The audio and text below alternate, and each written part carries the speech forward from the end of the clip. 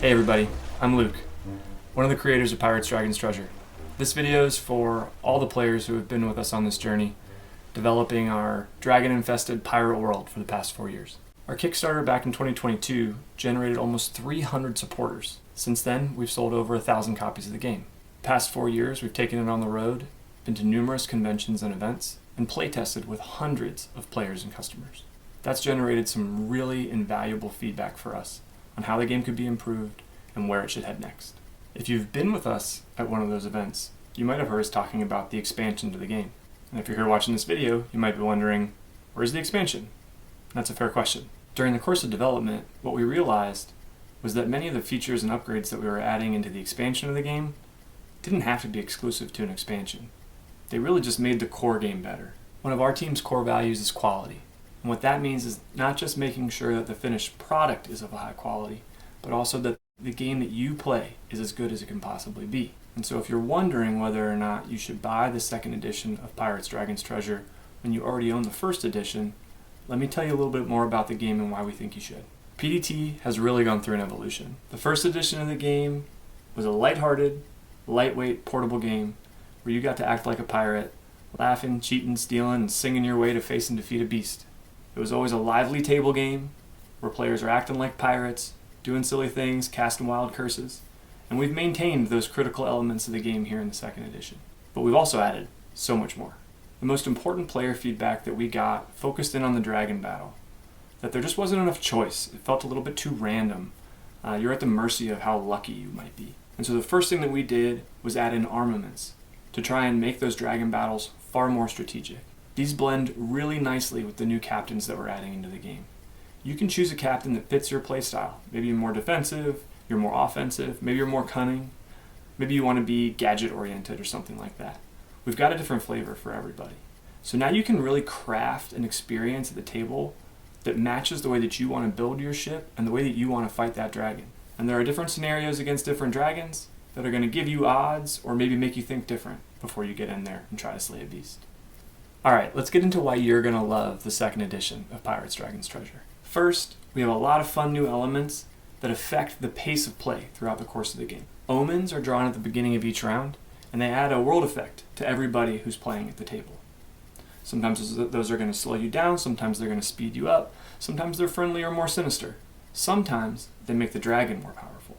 Catalysts get added to the battle deck over time, making the dragon even stronger, giving it new vicious attacks in the dragon battle, and are going to make you reconsider your strategy as that dragon gets stronger and stronger over time.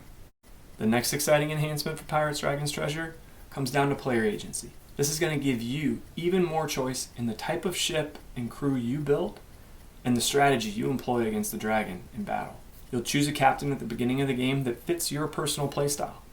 Maybe you want somebody more aggressive. Maybe you want somebody more defensive, somebody more cunning, somebody more reserved, somebody a little more crazy. Along the way as you're building your ship, you're going to amass armaments. These are basically extra attacks against the dragon in battle, and they'll help set your odds in victory, and they come in kind of offensive and defensive in nature, which lets you decide what type of a battle you want to have against the beast. If you're playing campaign mode, you'll also have to think deeply about what you want to bring along with you versus hold back for use in future dragon battles. Now, one of my favorite enhancements for the second edition, table presence. If you've got the first edition of the game, you know that we spared no expense on quality materials and finish.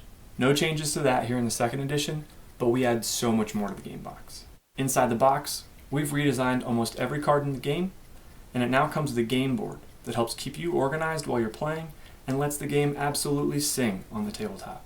We've also got tarot-sized Captain and Dragon cards, a ton of new artwork, tokens to track curses and lingering effects throughout the course of play, and a brand new battle tracker that lets you keep track of your captain health and dragon health, as well as morale, as you go through the dragon battle. To me, the most important part is that the new direction for the game comes from you, our players.